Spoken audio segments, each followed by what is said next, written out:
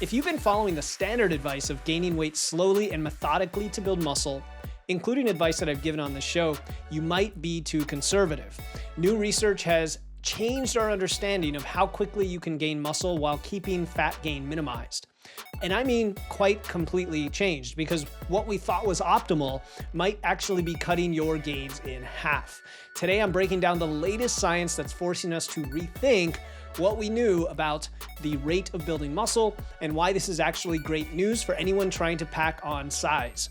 Whether you're a beginner who can gain faster than ever or an experienced lifter who needs to find your sweet spot to avoid constant bulking and cutting cycles, this episode is going to help you hone in on the most efficient physique building approach. Welcome to Wits and Weights, the show that blends evidence and engineering to help you build smart, efficient systems to achieve your dream physique. I'm your host, Philip Pape, and today we're exploring something that challenges what many of us, including myself, have been teaching for years about building muscle.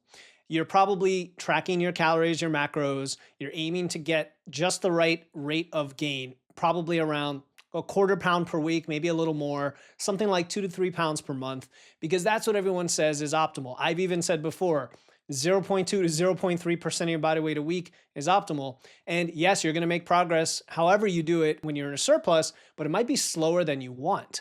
And now you notice others making gains faster. Maybe you feel like you're shortchanging yourself because it doesn't seem like you're putting it all out there. And the new research that we've seen over the last few years suggests exactly that we can gain muscle faster than previously thought with less concern about fat gain than we once believed. And this changes pretty much everything we knew about building muscle and how fast and how large our surplus should be.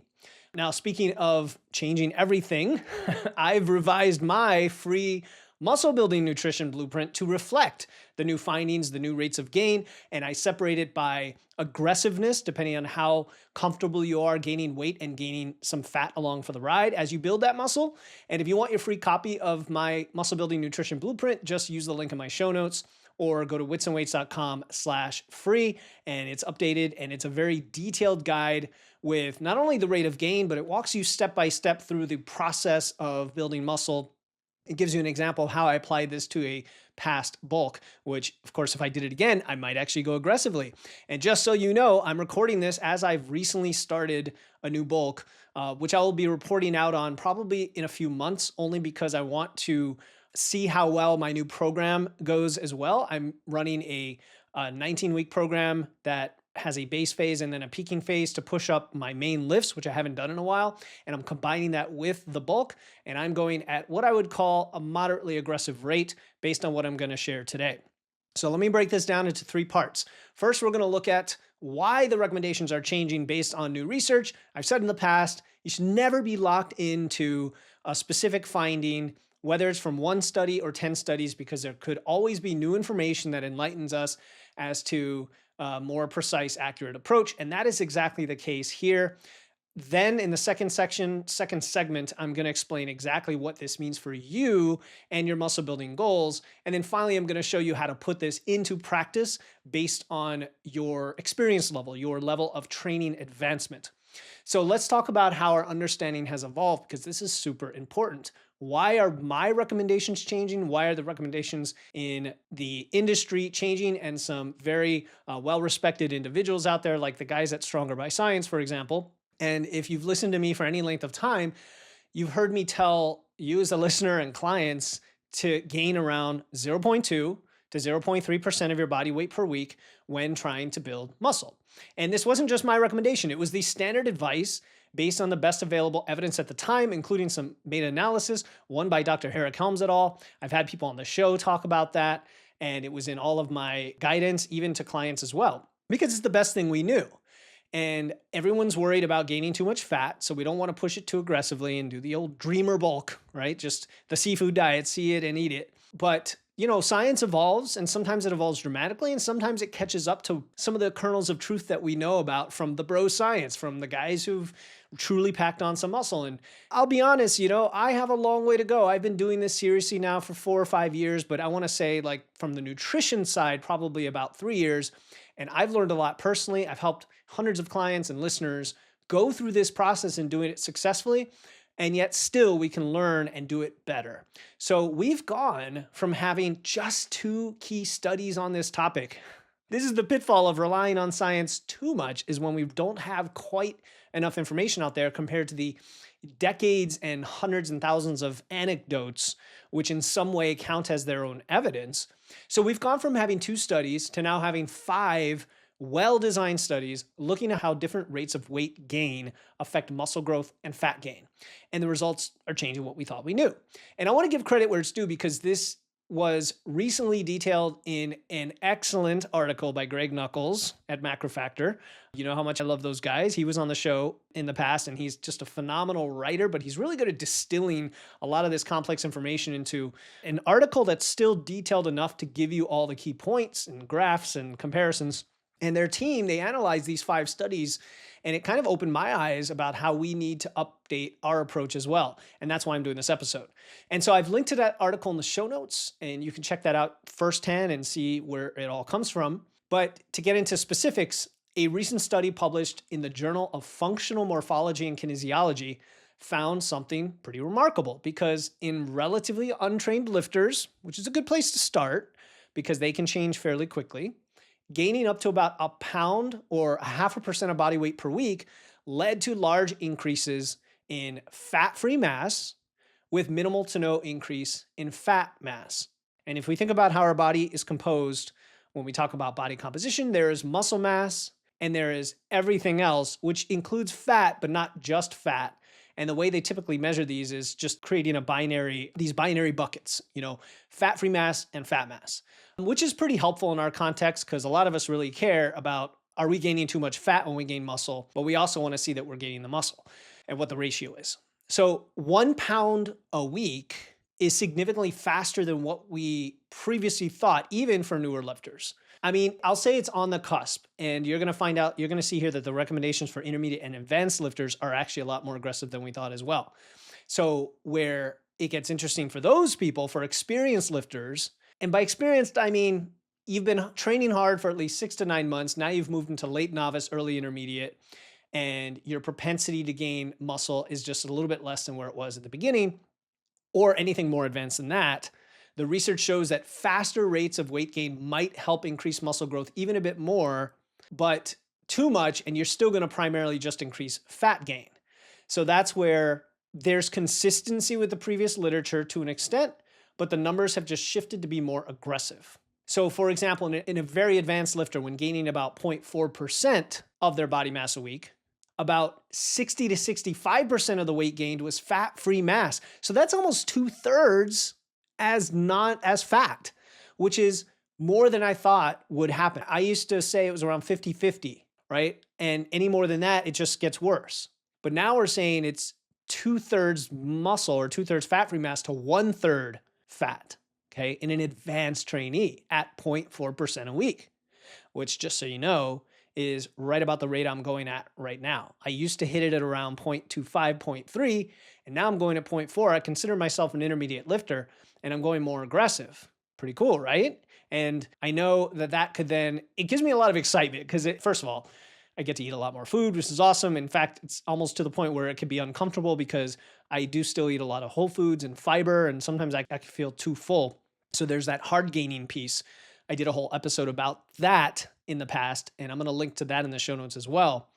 Anyhow, if we take that rate of gain, 0.4%, let's say we slow that down to more like 0.16, I think was the exact number.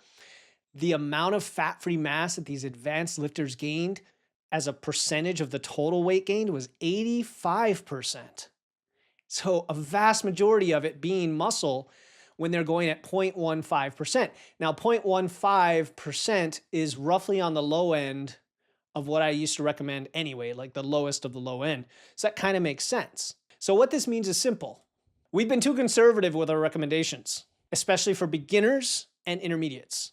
And that's probably the vast majority of people listening, to be honest, because once you're advanced, you kind of have things dialed in and understand how your body responds anyway. And it's going to take longer to do everything, to gain muscle mass, to gain strength. And so it makes sense that your rate of gain would slow down.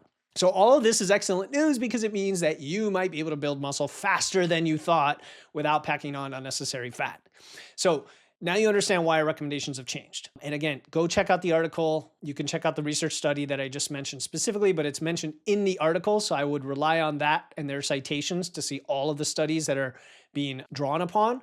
And now I want to use this research to tell us what it means about building muscle. And this is where it gets really interesting. So this research has revealed 3 insights that I want to talk about. 3 major insights about building muscle. First, your training experience matters potentially even more than we realized. Beginners have an incredible capacity for muscle growth. They can gain up to 0.8% body weight per week with minimal fat gain.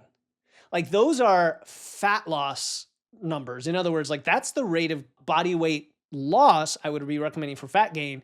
Usually when we talk about muscle gain, we talk about a fraction of that, like a half or a quarter of that. And what we're saying is no, you can actually crank it up to like 0.8% and even potentially 1% of your body weight per week if you're a total noob and you're willing to gain a little extra fat for the chance of building a lot more muscle. And then we have intermediate lifters, and they're not far behind now. They have the ability to gain, say, 0.3 to 0.5% per week effectively and still gain a ton of that as muscle mass. We're talking 0.5% a week. So if you gain, let's say you're an average, slightly bigger guy and you're 200 pounds, just for easy numbers, right? That's a pound a week. So that's like a little over 4 pounds a month, which means in 6 months, you'd be gaining like 25 pounds. Okay. And 25 pounds amounts to, what does that come out to be? Over what, 12.5% increase.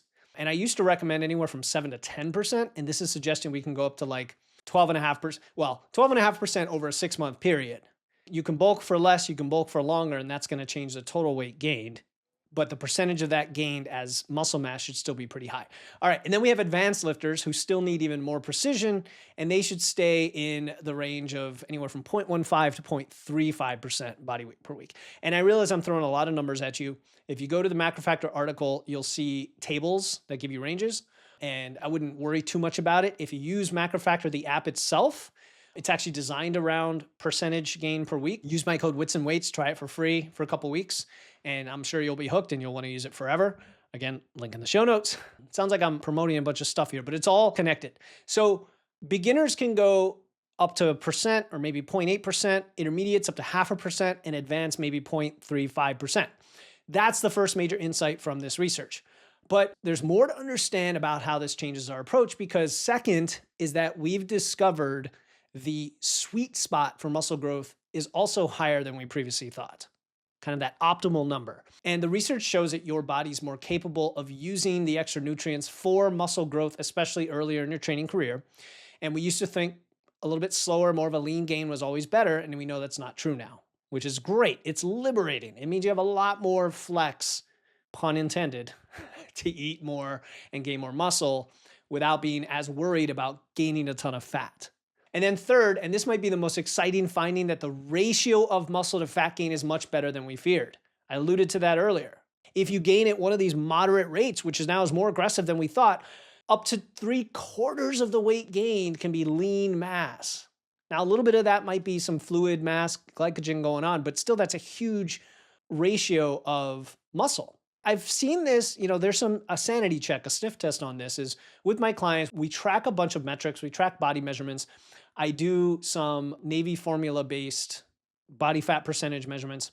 And I also calculate how much lean mass versus fat you've gained or lost during a muscle building phase. And for my clients who have gone at a more conservative rate, like we used to recommend, it was often well over 2/3 lean mass.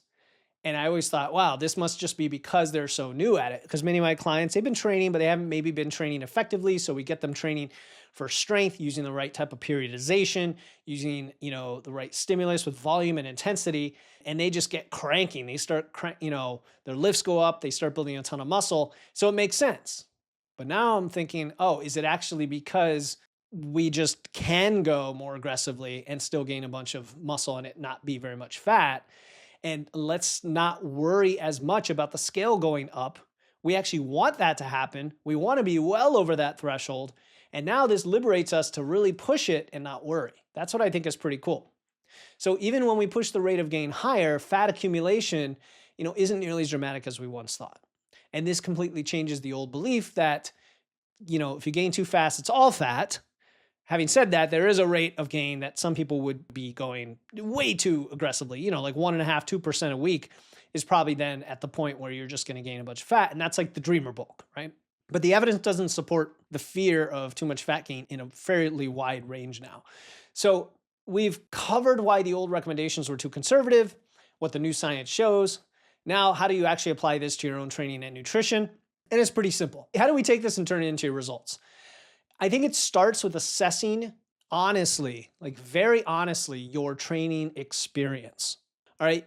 You're probably a beginner, and I have air quotes here. If you're still adding weight to your lifts almost every session, so that's session to session. But honestly, if you're able to go up every week, you're probably still in a late beginner, early intermediate stage. So if you're making progress, but it's less consistent, and again, progress is very fluid here because it's not just weight on the bar. It's also your volume, your periodization. If you use some sort of wave type programming, you kind of know who you are if you're not just cranking up weight on the bar super quickly. So I'm in that situation where I'm not just going to increase weight every session and not necessarily every week. Sometimes I increase sets or reps as a form of adding more work. And there's different reasons for that outside the scope of today's podcast. But I consider myself intermediate, but still with a huge propensity to grow muscle. And so I'm going to go that moderately aggressive, like that 0.4%. Maybe I could even go more aggressive than that, but the amount of calories required then become actually a little bit of a sustainability issue for me. Just like when you cut too quickly and it's not sustainable. I know we're going into holiday season here. I can only put down so much food at each meal, just how I am. And to go significantly past, say, 32 or 3,500 calories a day would be not that sustainable for me. I could do it. It's an excuse if I said I couldn't, but that's part of the equation. So 0.4%. Anyway, beginner, intermediate, you got to assess where you are. And if you're advanced, you know who you are. I mean, I'm not going to try to define that for you. You know who you are. So let's talk about selecting your approach then based on that. If you're a beginner, I would start with something like a 0.5% body weight gain per week. If you're a little bit worried about too much fat gain, okay, that's £1 a week for a 200-pound person, but you can push it up to 0.7, 0.8% and be probably fine, and you're going to get even more gains. If you're intermediate, you might aim for about 0.3 to 0.4%. So this is like on top of the optimal range that I used to talk about by 1% or so, a 0.1% or so. So that you can push it there. And that's where I'm going, 0.4%. And then if you're advanced, you're going to stay more conservative, 0.2, 0.3, which is ironically the old optimal. So everything's been shifted up, and it's not just about the rate of gain. So this is important. You have to monitor more than just the scale. We're going to monitor how is your progression in the gym, strength, numbers, volume, sets, recovery. Here's my premise for lifting and programming. Your program and your approach and your recovery should be set up where you are not missing reps, period. Whether you're doing a very beginner program like starting strength or a more advanced program, intermediate, 4 or 5 day split, it should be set up and you should be doing things in advance so that you're not missing reps. I don't like the idea that some people have that I'm just going to push for some goal weight and I might fall short, but I stretched myself and that'll be an indicator of progress. That is not objective. And if you are constantly failing reps, it tells me that you are overreaching or you are under recovering with your program. It is not structured appropriately for you. And if you're wondering about all this, reach out to me. I'll help you identify either a standard template or program out there that's probably appropriate given your training age and capacity, or we can talk about how you might tweak a program in a custom way to work for you. So you shouldn't be missing reps, right? Are your lifts consistently progressing the way you want them? You should be taking measurements and progress photos, right? And tracking your various circumference levels in your body fat and body composition to make sure they're on track where you want. I have a physique tracker in the Wits and Weights Physique University that everyone uses. So from day one, when you go through onboarding, you get that. And it shows you how to track all of these measurements. And then it does all the calculations for you. And it tells you, you are gaining lean mass versus fat at this rate. And then you can tell, okay, am I doing something that I shouldn't be? Am I not training hard enough or appropriately? Or am I eating too much? Or maybe I'm low on protein? There could be something going on that you can tell. You track your biofeedback, like your energy, your recovery between sessions, your DOMS, right? Your delayed onset muscle soreness. Sometimes it's fine. Sometimes it's a good thing. Sometimes it's not. It's an indicator of under recovery, right? Your sleep, your digestion, your hunger, all of those things as well. All of these factors tell you whether you're gaining in the right way at the right rate for you. So we've talked about rates of gain. We've talked about monitoring progress. There's one more piece that's crucial to making this work besides lifting consistently, and that is your nutrition quality, right? Just because you can gain faster doesn't mean you should throw nutrition out the window. And it's very common when you have all these calories you want to hit that you start throwing in a ton more processed foods. You kind of start eating more randomly. Your meal timing gets thrown off, right? Training days versus off days start to look quite different. You struggle on off days to even eat enough. There's a lot of these issues. And we've got to have the principles in place. There's, of course, protein. It shouldn't be that hard to get enough protein when you're eating a lot more calories. You should have already set that up before you went into a muscle building phase anyway of 0.7, 1 gram per pound body weight of protein. Shouldn't be hard when the calories are up. And then you still need quality carbs to fuel your training. Now, there's always lots of debates about carbohydrates. My position is that there's no harm in adding carbs. There could be harm in being too low in carbs, especially when you're building muscle. That's the way I like to say it. I'm not going to say low carb is going to harm you or hold you back. I'm just saying that you should try it out and see how carbs help, not just with performance, energy, and recovery, but one thing that gets talked about, that doesn't get talked about enough, the anti-catabolic nature of carbs. The ability of carbs to prevent the breakdown of muscle tissue and make everything else you're doing serve you better, like the protein and the lifting, right? It's just, it removes a potential hindrance by increasing your carbs. And then, of course, the balance of your macros just to make it work, the healthy fats and all that fun stuff to support everything you're doing, which again shouldn't be a problem with all those calories. But the key thing with quality is to still have the nutrients coming in, still have the fiber, but then you have to manage your timing and you have to manage your frequency so that you don't feel stuffed or uncomfortable and it's sustainable. All of that still applies. All right, now we're about to wrap this up. I do want to share something that I discovered while reviewing the research that actually changed how I think about muscle gain. So you remember those studies that showed really high rates of lean mass gains in beginners? What they actually revealed wasn't just about the rate of gain, it was your body's nutrient partitioning abilities when the right conditions are present. And one way to think about that is simply this. Remember when you didn't lift weights? Remember when you were less active? You were afraid of gaining weight probably. And it happens to people in the holidays every year. You just gradually overconsume. You're probably consuming a lot more than you think you are, and it's a lot more than your body even needs when you're not that active. And you're not utilizing those nutrients in any productive way other than energy storage, meaning fat. Now you're completely flipping that on its head to say, I'm doing stuff, lifting weights, training hard, and being active that actually use the nutrients and energy in a productive way for the first time in my life.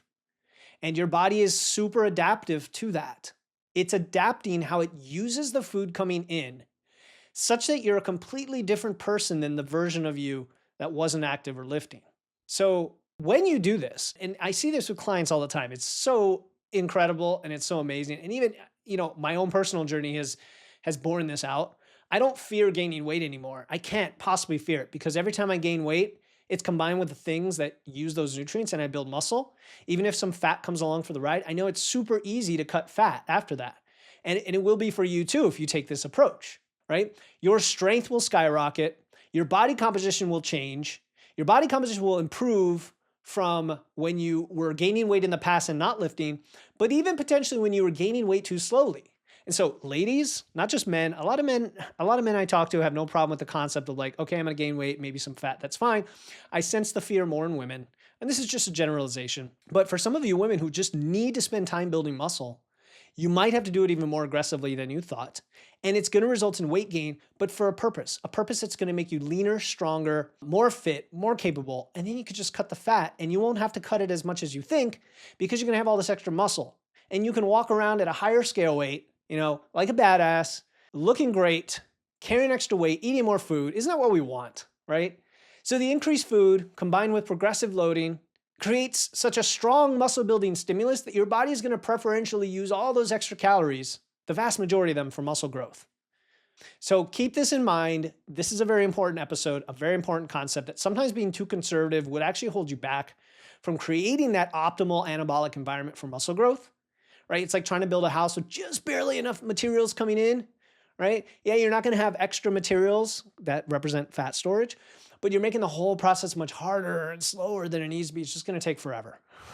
Now, if you're the type of person who doesn't like to gain or lose weight and just wants to sit at the same weight and get some body recomp, that's a whole separate discussion. You can do that. It's just going to take a lot longer time. Like we're talking on the order of multiple years, and you might get frustrated at the lack of progress in the gym because you're just not cranking up that anabolic environment.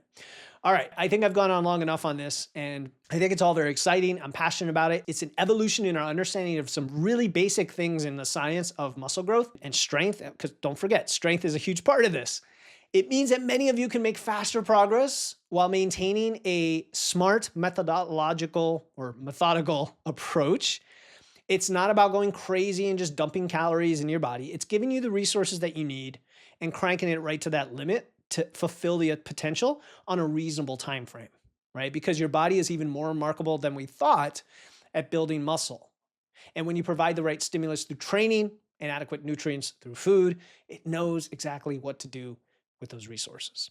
And remember, if you want to implement these new recommendations and all of the other things, what do you track? How do you track them? How do you know that it's working to maximize your muscle growth? I've completely revised my muscle building nutrition blueprint to reflect the latest research. And it breaks down exactly how to determine your ideal rate of gain, set up your nutrition, and monitor your progress to get those results. Just download using the link in my show notes, or as always, go to witsandweights.com/free. And if you want to track your progress with the app that I mentioned earlier, which I use, my clients use, try Macro Factor for free with code WITSandWeights. I link to that as well in the show notes. Until next time, keep using your wits, lifting those weights, and remember that sometimes being too conservative can hold you back from your true potential. This is Philip Pape. You've been listening to Wits and Weights. I'll talk to you next time.